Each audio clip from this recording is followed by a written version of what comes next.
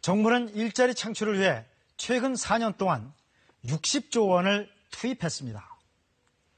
하지만 지난해 새로 만들어진 일자리는 29만여 개에 그쳤고 2014년 정점을 찍은 뒤 계속 줄어드는 추세입니다. 이런 가운데 지난해 청년 실업률은 9.8%로 1999년 이후 최고치를 기록했습니다. 청년 실업 해소를 위해 주요 대선 후보들은 모두 일자리 관련 공약을 내놨습니다.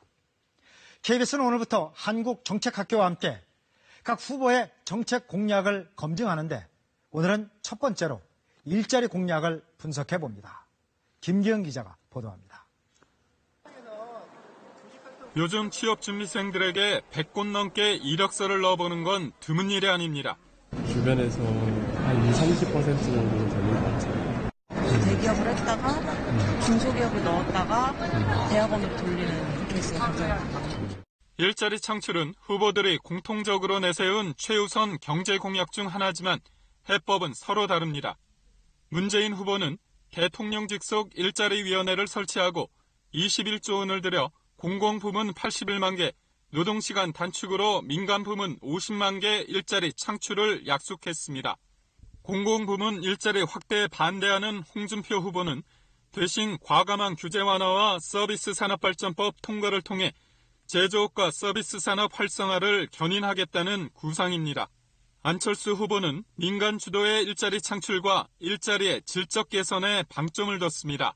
중소기업 취업 청년들에게 2년간 1,200만 원 지원 등을 공약했습니다. 유승민 후보는 기업 중심의 일자리 창출 대신 창업에 무게를 두고 중소기업청에 창업 중소기업부 승격 등을 제시했습니다.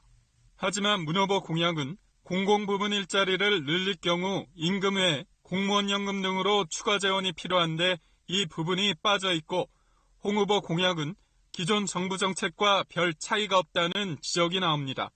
또 안 후보 공약은 민간 부문의 성장이 고용 창출로 바로 연결되지 않고 있다는 점이 유 후보 공약은 창업만으로 충분한 일자리를 창출하기는 쉽지 않다는 점이 한계로 분석됐습니다.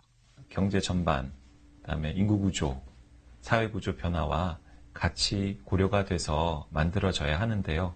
단기적인 처방에 머물러 있지 않나. 한국정책학회는 특히 일자리 산출 근거와 재원 마련 방안이 구체적으로 제시돼야 한다고 지적했습니다. KBS 뉴스 김기용입니다.